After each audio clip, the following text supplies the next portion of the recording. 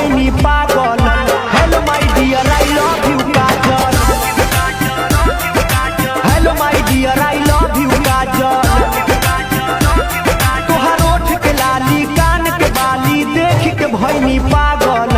Hello my dear I love you Kajal. Hello my dear I love you Kajal.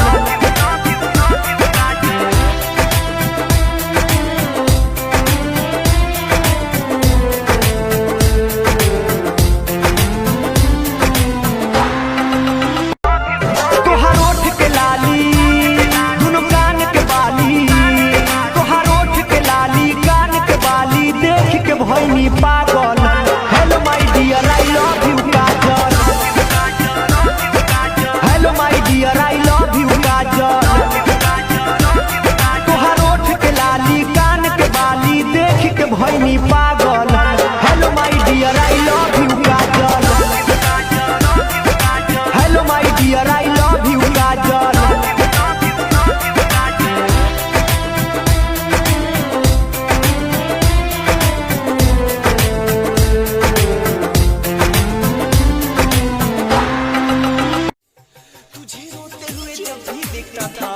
मेरी आंखों में आंसू आ जाते थे।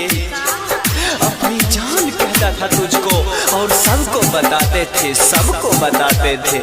सुन वैद्य बता दे कौन दवैया जैसे जैतई गम। सनम के दिहल छै जखम। सुन वैद्य बता दे कौन दवैया जैसे जैतई गम। सनम के दिहल छै जखम।